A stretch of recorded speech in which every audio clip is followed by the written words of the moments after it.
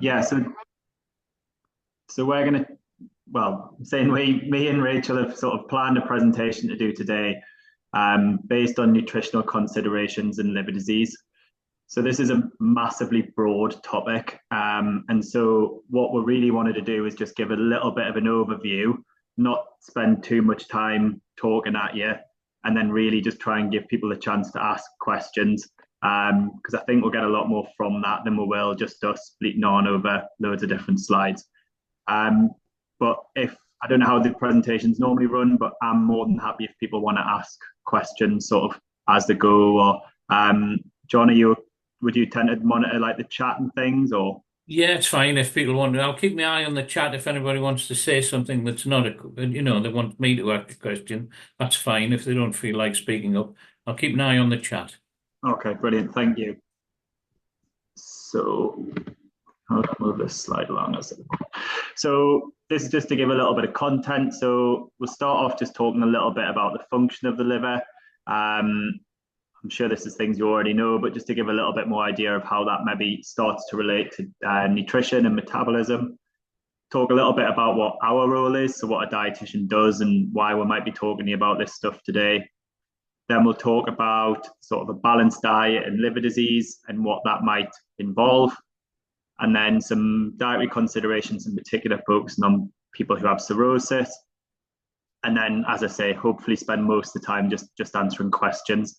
So Rachel was going to speak about the first two slides, but hopefully I'll manage to do a good job, although Rachel probably would have been the better woman for the job. But anyway, before we start, I just wanted to see if we can maybe get a bit of an idea of what people were hoping to learn from the session, or if there's anything, and then what that means is hopefully we can come back to that if there's anything we missed. So I don't know if anyone wants to just shout out or put their hand up if there was anything in particular that they wanted to get from it today.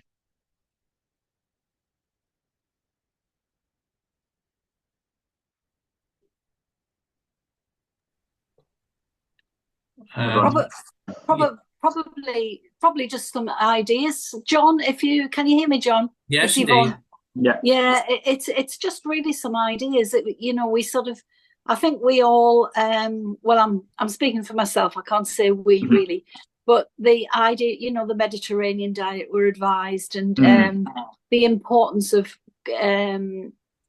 maintaining your weight and your sugar balances, if you're diabetic, etc. So really it's just if there's anything, as far as I'm concerned personally, if there's anything I'm missing. Okay, yeah, excellent. Anything else from anybody? Don't worry if not. I mean, hopefully that's what it's for, and then you can ask people a chance to ask questions. I've got a question to ask you later on, Tom, at the end. It's okay. Someone who can't attend, and she'd be very interested to learn about the vitamins and minerals that our bodies need, and how to get those vitamin minerals into our system. And she said A, D, E, and K are mentioned by doctors, but I wonder about magnesium, etc. Okay, excellent. So that's a question from someone. Lovely. Okay, so hopefully we'll start to cover some of those things, and then, like I say, this is quite broad and quite general, so I'll try and answer those in a bit more detail when we come to Q&A. I'm just going to skip over this next bit. So just to start off with, so hopefully this is a lot of things that the doctors and things they've already told you, but just to start a bit about the liver. So it's a large organ, and it's on the right hand side of your body, so just underneath your rib cage. So one of the biggest, most important functions of the liver is to process the food that's digested from your intestine. So food would be absorbed in the intestine and then passes into the bloodstream, and then it will go to the liver, and that's where it's processed. And then what the liver will do is control the amount of fat, protein, and sugar that's released into the blood. Another job of the liver is to produce bile, which is then ultimately released back into the intestine, and that helps to mean that you can absorb certain things from food, in particular fat. So the bile would come from the liver into your intestine, and then that would allow you to be able to absorb the fat. It's also important for storage, so it stores iron as well as vitamins, other minerals, and sort of essential chemicals that you need. And another job is that it makes what we call enzymes and proteins. So these are responsible for lots of the chemical reactions that take place in your body. They start them or speed up reactions. I think one of the most obvious ones that I'm sure a lot of you will be aware of is that they're involved in blood clotting as well as sort of repair of damaged tissues. So it's a very complicated organ and a really important one, and one that you can't obviously live without. So often I think people don't really understand what it does. It's not like your heart or your lungs, which are, it's pretty obvious, it pumps blood around your body or it takes air in. Something that's a little bit more complex. So in terms of a brief overview of diet and liver disease, so a well-balanced diet can help reduce the risk of developing some types of liver disease in the first place. Obviously not all types of liver disease, but it can be important in sort of prevention. If you did have liver disease, then a healthy, balanced diet is really important. So it's important to try and maintain a healthy weight, but also retain as much muscle mass as we can. And that's to make sure that people aren't reduce the chance of becoming immobile, and put your body in a better place to continue to live a good quality of life.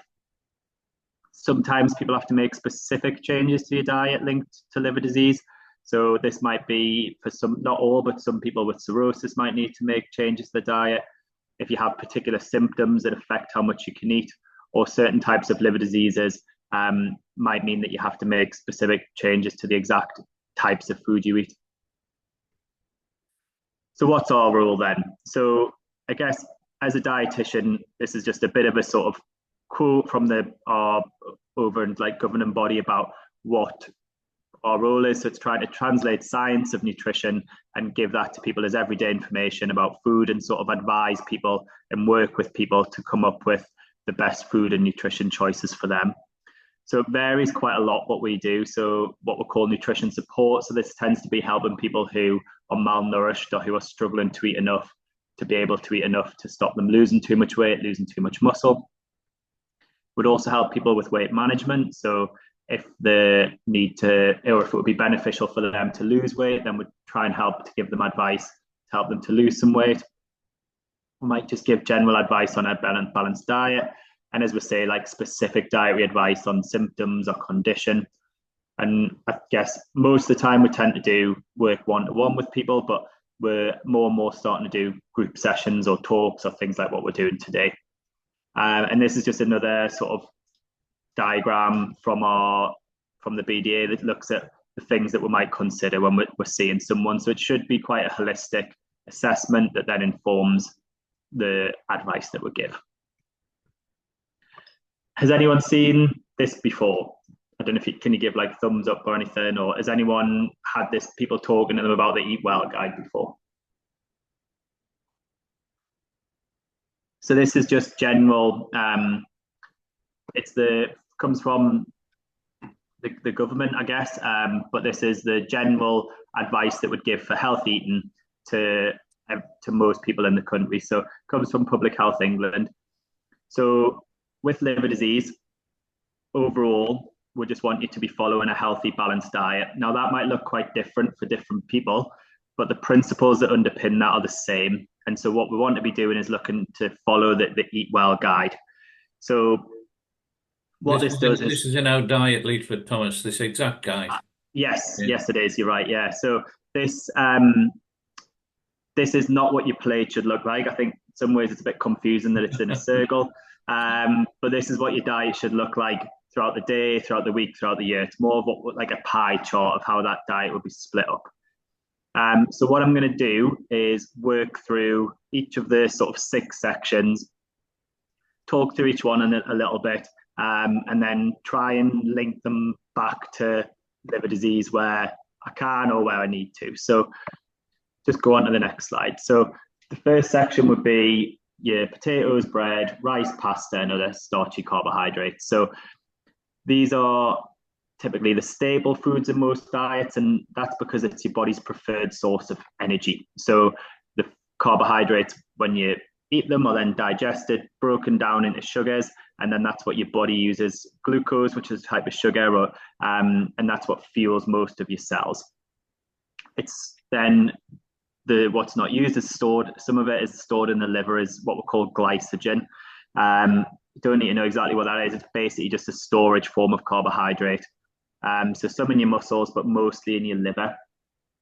And what can happen is if your liver's not functioning properly, can be that you can't store enough glycogen for what your body needs. And often that's when people start to break down their muscles for energy if they're not eating regularly enough. We'll talk a bit about that. So that's mainly people with cirrhosis and often more progressed cirrhosis, so what we call decompensated cirrhosis, where that starts to become an issue. So I'd advise everyone that they should include these foods, these starchy foods at every meal.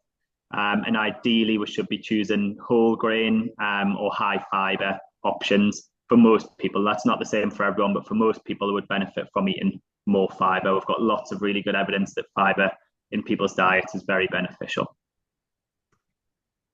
So the next section is probably what you expect dietitians to talk about. So this is the fruit and vegetables section. So again, this should form about a third of your diet, so quite a big proportion of your diet.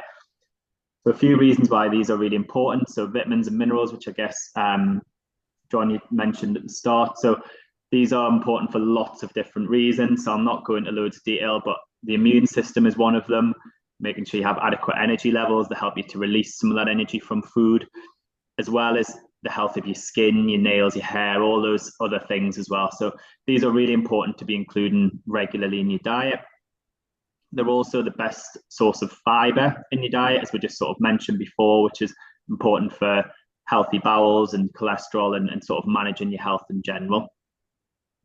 These foods are quite low in calories, so you don't get much energy from them, but they are quite high in volume, so they can be quite filling. So this can be a good thing for people who need to lose weight, because they can help to fill you up without giving loads of calories, loads of energy, which is going to result in weight gain. Sometimes where we find issues if people are struggling to eat enough to maintain the weight, if they're losing weight and they're eating lots of fruit and vegetables, especially if it's more plain, not with adding sauces and things, then it can fill people up so that they're not eating enough. So often for people who are struggling to eat enough, we might tell them to make sure they're having these things as part of a meal, part of a dinner or something like that, or adding to them. So if it was having some berries, but some cream or ice cream or that kind of thing with it. Obviously, that would be for people who needed to maintain, struggling to maintain the weight, as opposed to people who were preferably trying to lose weight. And I'm sure this isn't news to anyone, but we should be trying to aim for about 5 or more portions a day.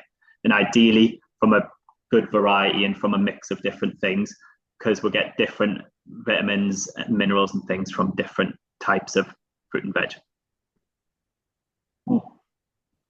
So the next section is the pink one at the bottom. So that's beans, pulses, fish, eggs, meat, and other proteins. So this is the protein section of the Eat Well plate. So I'm sure you hear lots about protein and liver disease, and it's quite something that a lot of doctors, dietitians, nurses will talk about. So that's because protein is really important for growth and repair. That's what the body uses it for. So this is especially important for maintaining that muscle mass, your strength. And so eating protein regularly is vital for this. It also helps with healing. So any wounds or getting over infections, that kind of thing. Protein is really important to help your body recover. So ideally, we should be aiming for a portion with each meal, or depending on how you like to work it out, about 1 gram per kilo of your body weight. So if you've got your body weight, say you see when you went to see the consultant, you're 70 kilos. For most people, aiming for about 1 gram per kilo will be about right. A little bit more, maybe if you're a lower weight, and a little bit less if you're a higher weight.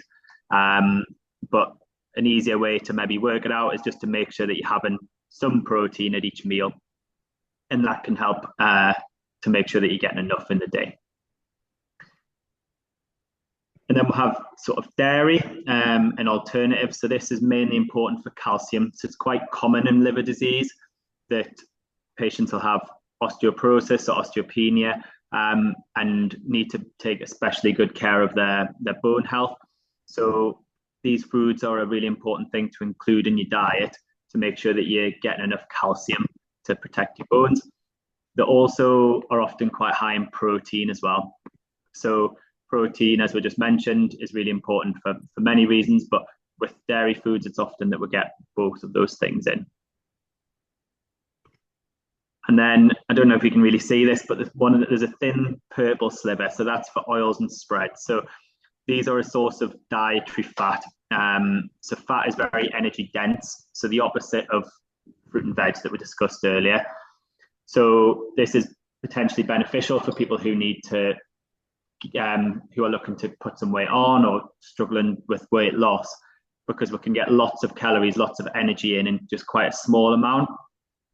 Obviously, for people who are struggle with weight gain or looking to lose weight, then we need to be quite sparing with oils and spreads and fats, because it's very easy to overeat them and cause and result in weight gain.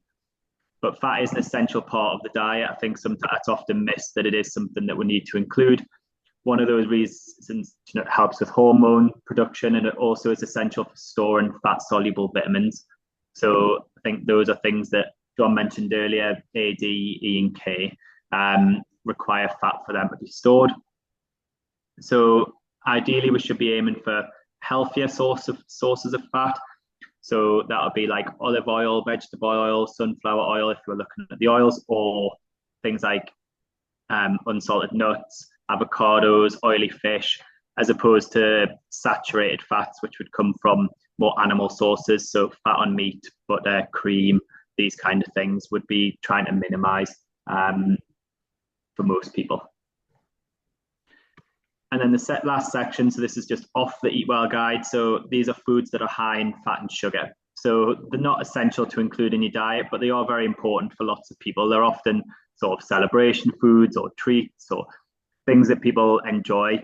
And it's not that we would say that you can never eat anything like this again. It's just that often it's better to keep as a treat, especially if you struggle to lose weight, or if you're trying to lose weight, then these things are very high in calories, which is going to result in weight gain and easy to eat lots of. There might be that including some of these foods is quite beneficial in trying to help put weight on, but ideally we want that as well as that healthy, balanced diet. I think sometimes people will be told just to eat more chocolate or cakes or crisps, but we wouldn't just advise that on its own. We want that as well as the rest of that healthy, balanced diet.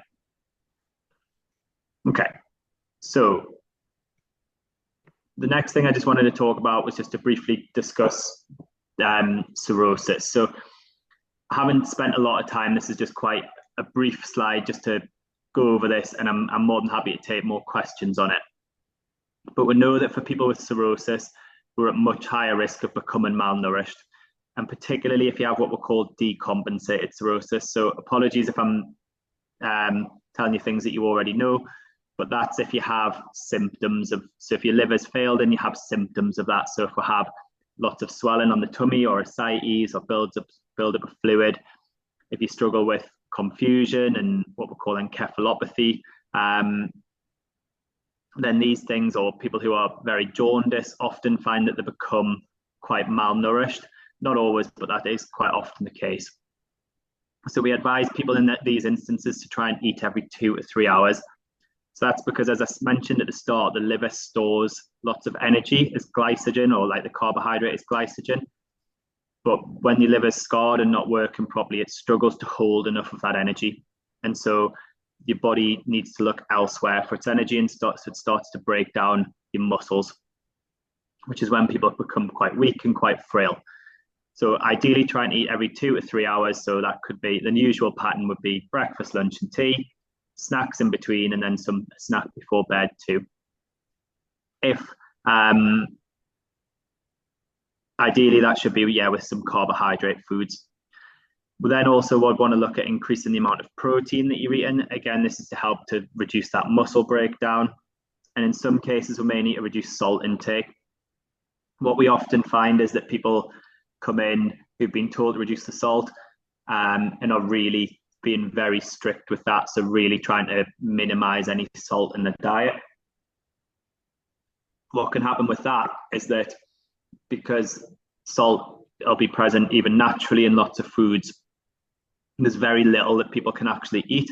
And so people might start losing more weight because they're being so strict on the diet. So Ideally, what I wanted to do, if you have been told by a consultant to reduce salt, is follow what we call a no added salt diet. So that would be simply not adding any salt in cooking or at the table, and also trying to minimize intake of very high salt foods.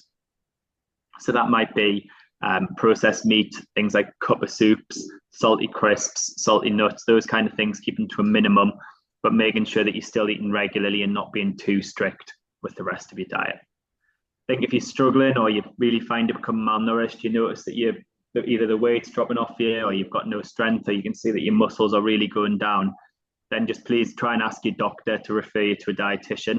I can't speak for the rest of the country, but in most of Newcastle and the northeast, we would have scope for you or there would be a service that they could refer you into to hopefully get some, more tailored advice to you.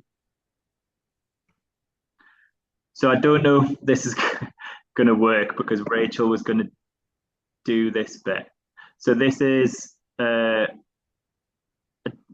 think, Rachel, do you want to just give us a thumbs up if you think it'll work if I introduce it, or will it not with no mic?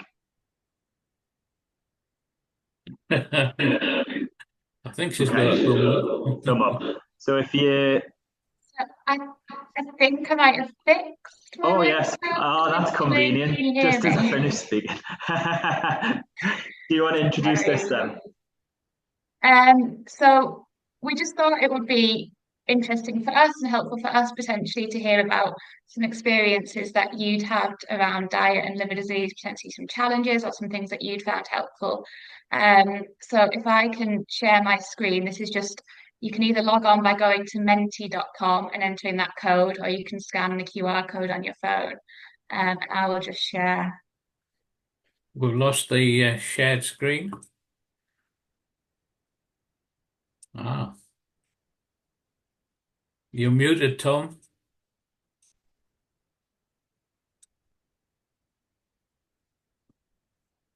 Right, we're back. So is this me sharing now, yeah? Yeah, we're sharing again. This will be on YouTube as well, so people can play it on YouTube, pause it, and scan this QR code.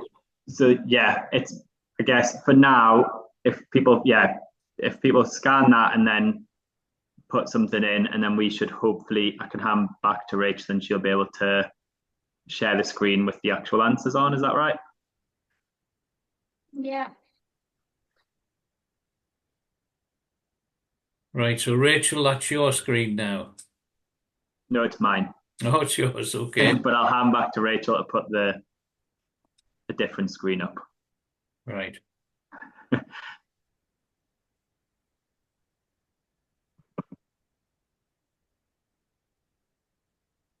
I've got multiple participants sharing, so that's fine.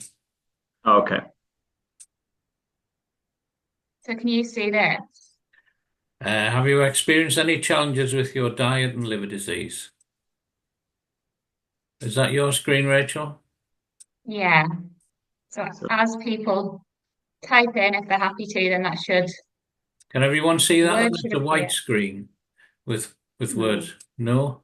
Hillary can't. Hillary can't. We're not very good at all this. Don't worry. Don't worry. Well, we have a backup plan, which is you'll be able to look at the YouTube video and play it back, Hillary. That's the way to see it, because all of these. Is YouTube still YouTube, or is it X? No, it's still YouTube. Right. Yeah. Thank you. It's you just type YouTube Liver North, and then you'll find our Thank you, John. the talks. Okay. If I stop sharing, Rachel, will you be? You stop sharing, Tom, and let's see what Rachel's. Yours is the Menticom screen, Rachel, is it? Yes. Yeah, that's on now. Impact of tiredness in blue, and going for the easy option in pink. Is that right? Yeah. Yeah, so you've got the screen, Rachel. The world is your oyster. Does anyone else have anything they want to add if I just leave it up for a couple? I've got a few questions from people if you want to to ask them before we move on, or do you want to get the questions now? Tom, you're muted. Shall we move on to just some questions, Rachel, do you think? It's up to you. Two questions now or questions at the end? I think this is us after this, isn't it? So I think we're hoping just to answer some questions. I think Rachel's frozen. Oh, right. Okay. So do you want to, I tell you what, if we maybe do one question from the group and then we'll look at the chat and then go between the two, would that be okay? Yeah, it's fine, yeah. So Okay. the first question I've had can you see the chat? Chat, yeah. Okay. So the first question was from Valerie. So the best foods to include in your diet if you have liver cancer. So Yes. there wouldn't be specific foods that we would recommend for most people just from having cancer in the liver. It wouldn't be that you'd need to change your diet just specifically for that, depending on what type of liver cancer it is. So if you had liver cancer that had cirrhosis and then that had progressed into liver cancer, then it might be that we need to be following some of that cirrhosis advice that we touched on earlier. So eating regularly, making sure you eat enough protein. Often though, depending on if you have what symptoms you have of liver disease. So if your liver disease is causing you to have swelling of your tummy or jaundice or confusion, then that might be the case. But if you don't have those sort of symptoms, you haven't really lost an awful lot of weight, then it's not necessary that we always would need to change your diet. It might be that you just need to follow that general health eating advice. Does that make sense, Valerie? Have you seen the last message from Valerie, Tom? Okay. So yeah, so there wouldn't be any specific recommendations that we'd have for that. It would just be if he needed more specific advice around cirrhosis, but that wouldn't be for the cancer. Does that make sense? Lovely. Is Rachel back?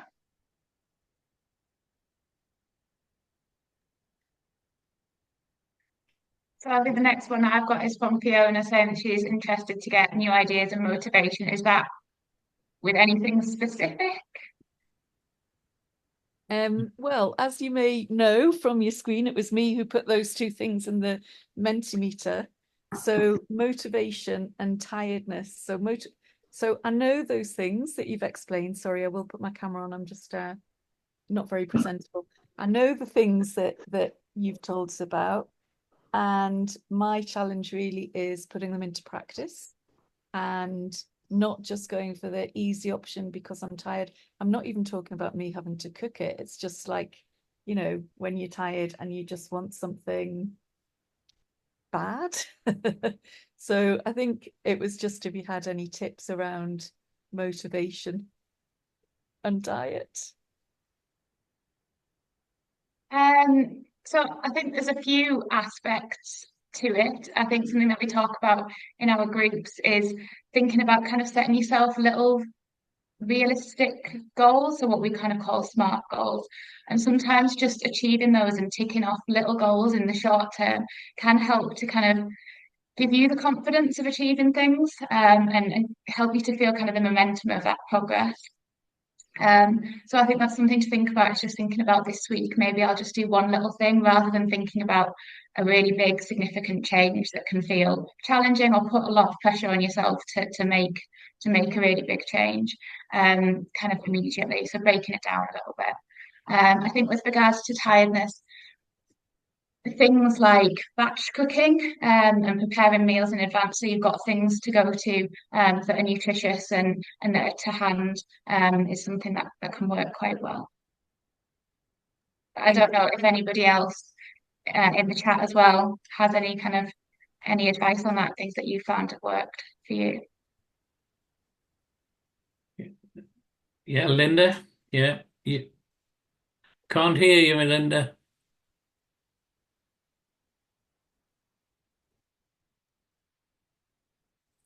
No, still can't hear you. No. You're muted. Now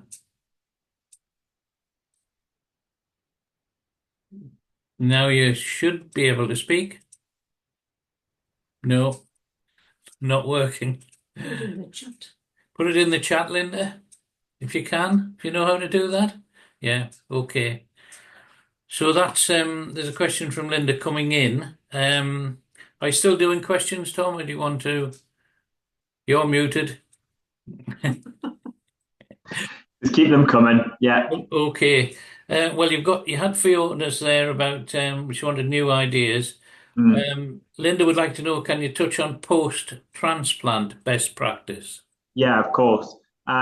So this again comes in different aspects. So what we often find, if we start from a sort of metabolism point of view, is that immediately for the first month, 3 months after your transplant, it's often that people they need more energy, more protein than they usually would. And that's because you've had a huge operation and you're healing and you need to get better from that. And your metabolism is higher, so we need a bit more.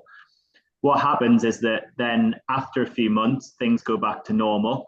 But because you've had a liver transplant, often you're feeling a bit better than you were before. So you can eat more, you have a fully functioning liver. And so those issues that were said about cirrhosis aren't the case anymore. You know, your liver can keep up, it can supply enough energy. And on top of that, you're often taking steroids, which can increase your appetite. And so often what we'll find after a few months is people might start to put more weight on.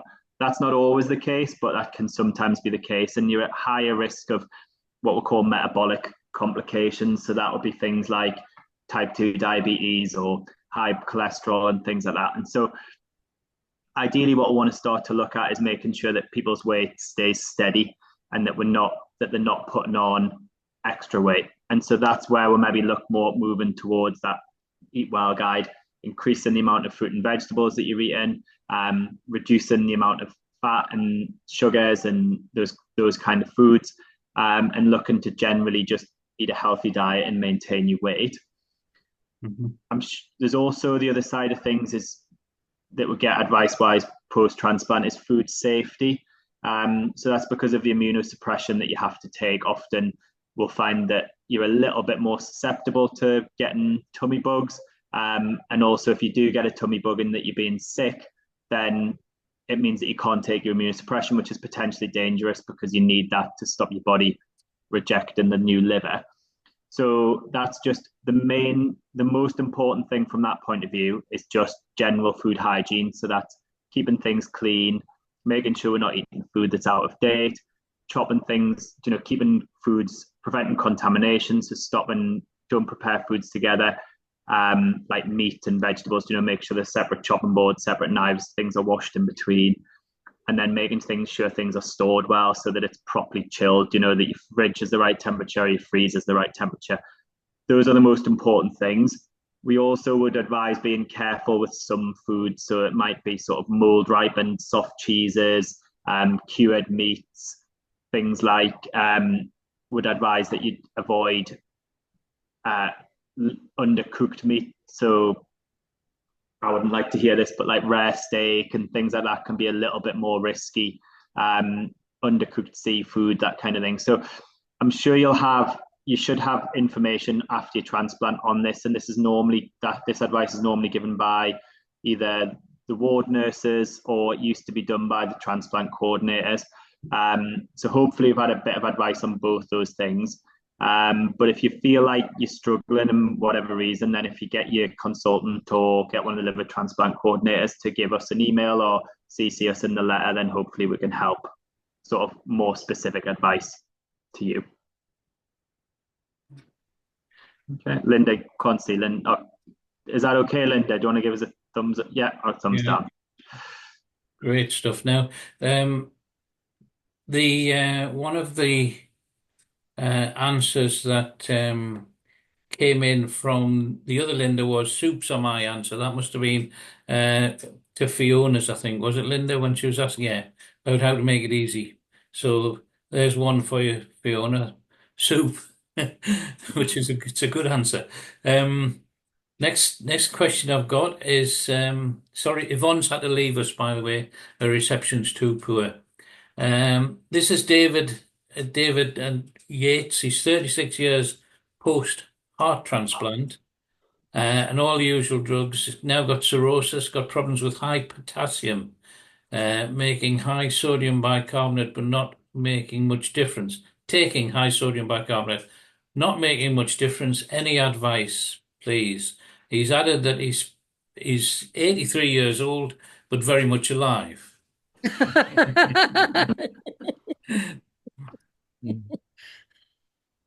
that's a question for you. Sorry. I think this is a difficult one to advise on kind of in this format, to be honest. There are dietary restrictions that sometimes we would give in relation to high potassium, but they should always be given by a dietitian and be kind of, they should be reviewing, other things that might be contributing and making sure it's appropriate for you. So I think my advice would be to ask to be referred to a dietitian about that one. I don't know if Tom has anything additional on. Yeah, completely agree.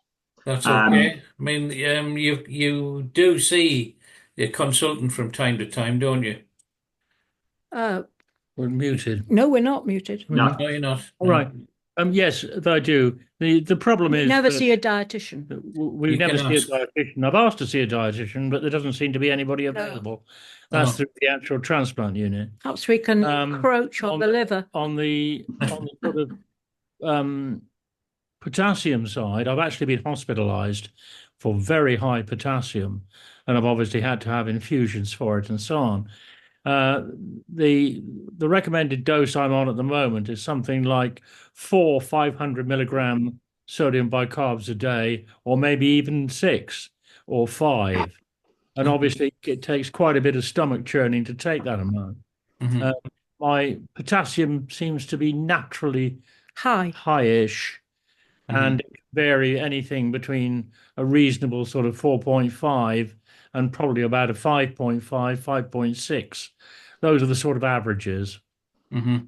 I think what Rachel said as well, and Tom, they can't answer you specifically on this forum, but you can ask your GP to see a dietitian, and you want to see a cardiologist, don't you? Because it's your heart transplant you're worried about.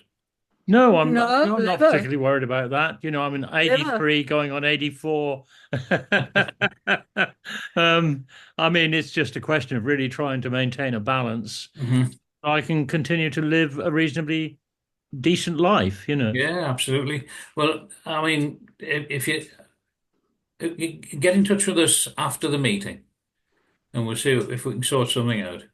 Lovely, thank you. Right, okay. Right. The next question was from Anne, who's asking, does taking vitamin B complex help with fatigue?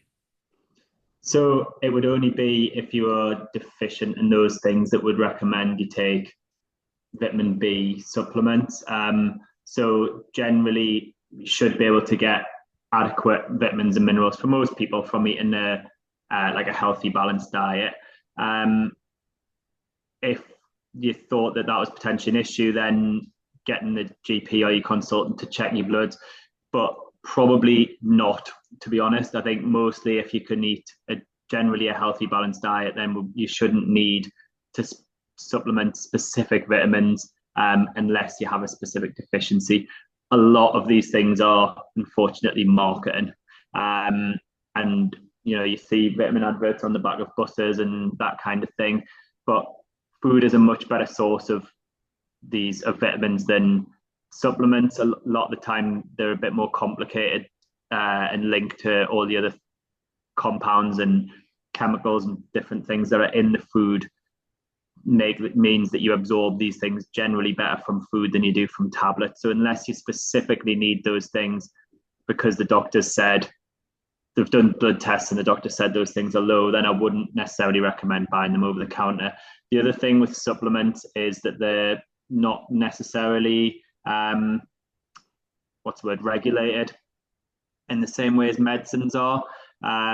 And so they don't have as stringent standards that they have to go by. So if you have a liver condition already, I would be really careful about taking extra supplements, because there can sometimes, and I don't want to scare people, but there can sometimes be things in them, that shouldn't necessarily be in there.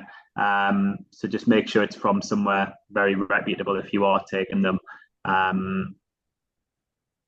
But generally, I don't think they're needed. Would you agree, Rachel? Yeah. Thank you. Sound. Yeah, no, I can't think of any specific reason why that would be. That's good. Okay, well, that's good. That's answered Anne's question. And the other one is, sorry, that wasn't Anne. That was Anne. She's also asking, does vitamin D supplement help decrease ALT levels? And can increase in vitamin D improve liver health? I think you've probably answered that with because they're supplements. Yeah, so my understanding would be that I think there is some evidence that vitamin D deficiency is associated with kind of poorer liver function tests, but I don't think that there's any evidence as to whether that's kind of the cause or kind of a result of what that correlation is underpinned by. So there isn't any evidence, as I understand it, to say that supplementing and increasing your vitamin D levels would improve your liver health, but it is a very important micronutrient for your overall health. And it is a micronutrient that within the UK there is guidance suggesting that we are all likely to be deficient on, and it is worthwhile taking a supplement on. But again, as kind of Tom said, it's just making sure that you kind of overdoing any supplementation is also not advisable. But again, I don't know if Tom's got anything to add on that one, if he understands that relationship differently. I don't understand that relationship, no, but probably just goes against everything I've just said, and that we would actually recommend that lots of people do supplement vitamin D. And that's just for those exact reasons Rachel said. So yeah, more, not that I've got anything to add, more just, yeah, Rachel's dead right, and that's something that I've just missed in my last spiel. Mm-hmm. Good. And one question that's not on there, what kind of food reduces cholesterol? So I think the most important thing for reducing cholesterol, if it's applicable, is just making sure that you're maintaining a healthy weight. So if it's not always the case, but if you were carrying extra weight, it's just to try and help to lose some of that weight. But if that's not the case, then things that can help is limiting your intake of saturated fat.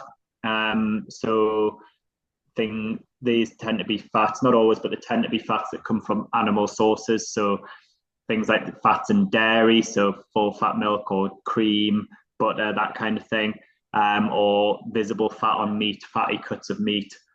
And then processed meat often is particularly high in these things. So things like chorizo, salami, corned beef, these kind of things that have quite a lot of fat, the saturated fat in, can increase your cholesterol. As well as that, I guess generally saturated fat is solid fat. So things like coconut oil, which are quite often promoted as health foods now, are really high in saturated fat. So being careful of those kind of things.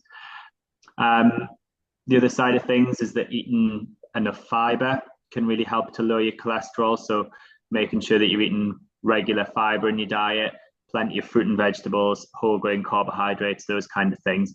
Not really anything, groundbreaking or particularly sexy advice, but it is just the general health eating guidelines will help with cholesterol. A lot of the advice that we give is actually spreads over a lot of conditions, like metabolic conditions. So the advice that you would have for MASLD is very similar to the advice you'd get if you have heart disease, high blood pressure, type 2 diabetes, that kind of thing. So yeah, these improving your diet in that way and following that Eat Well guide helps sort of across a range of conditions. Okay, that's great. Thanks for that. We've had Fiona said she takes vitamin D. It's recommended by the doctor for osteopenia. Yeah, excellent. So that's really important that you take it in that instance. And yeah, I made look a right fool for going on about specific vitamins, but vitamin D is one that we would recommend, and that's, as Rachel says, just because we get so little sun, and lots of people have very little access to sun, particularly people who have long-term health conditions. And so, especially if you've been recommended by the doctor to take it, but probably for most people, I guess what we would say is just making sure that you're taking the right amount. I think some of the supplements that you can buy have huge quantities of vitamin D in them, which you don't need. So taking the right amount is important. Excellent. Yeah, that's really, I've seen your message there again, Fiona. So yeah, that's really important for bone health, as well as making sure you have the vitamin D and calcium. And the vitamin D helps you to absorb that calcium into your bones so that it can use it to keep the strength in your bones. Great stuff. Right. Any more questions from anyone? Yes, Kate. Can you unmute, Kate? Yes, yes. Hello, thank you. Thank you both very much. Okay. I've got a couple of questions, if that's okay, John. Of course it is. I was diagnosed with autoimmune liver disease 20 years ago. And recently, my consultant advised me to be increasing my coffee intake. And I wondered what you thought about that and what the evidence around that is like. And my other question was that on top of the autoimmune liver disease, I also had my gallbladder out a number of years ago. Does that add on anything extra in terms of your dietary advice? Thank you. Two questions. So I think with regards to the coffee, there's kind of an emerging evidence base, although we still wouldn't class it as a very strong evidence base around taking coffee and that being beneficial to your liver to an extent. It isn't kind of overly strong in the nutritional research is sometimes quite challenging because of all the other factors contributing to it. So I think if you enjoy coffee, it's something you're happy to have in your diet, then absolutely go ahead and have it. But similarly, if it's a real struggle, then it's not something that kind of we would routinely recommend that people introduce at this point. Would that be fair, Tom? Yeah, I guess the only, like, if you have lots of coffee in the evening as well, it can affect your sleep if you're having too much caffeine. So trying to drink it earlier in the day if you do enjoy it and you did want to have it. And then I suppose depending on what the aims are from what you wanted with your weight, then having coffees that have that are made with lots of milk or syrups can cause people to gain quite a lot of weight. So having, just with a small amount of milk or black is often better for lots of people. But if your aim is to gain weight, then milky coffees are often beneficial. Good. And what was the other question, Kate? It was about whether you've frozen. there's any additional consideration. Gallbladder. So Yeah, as far as I'm aware, no, there's nothing specific that I would recommend, but Rachel is probably more experienced in this sort of area, so I don't know if there's anything else you think. No, so for that, we would just recommend a healthy diet. So no adjustments. Yeah. Okay, thank you both. Yeah. Thanks, Kate. Okay. Any more questions, anybody? No? Well, thank you so much, both of you, for your time tonight and for your excellent answers. I bet you didn't expect to get this many questions. No, they've been really great questions. Thank you very much. That's good. So this will be, once we get the tape recorded, once this is recorded, it'll be available on our YouTube channel. So you just look at YouTube, type Liver North, and you'll see all of the lectures. And you can pause it and stop it anywhere you like. And that's good. So, and there's some comments going on. People saying thank you very much. And Fiona saying thank you for the good motivation to get it back on track. And I think it's been very enjoyable. You've all done a great job, and you've got 2 hours free now for personal development. Giving a talk to us gets you 2 hours of continuous professional development. So I don't know if that's any good to you, but yeah, you're allowed to claim 2 hours CPD. Oh, brilliant. We'll let the managers know. Okay, right. Well, thanks very much, folks, and we'll see you in a month or so when we get someone else to give us another interesting talk. Bye, everyone. Thanks very much for inviting us. Thanks. Bye. Thanks so Bye. much. Bye. Bye. Bye.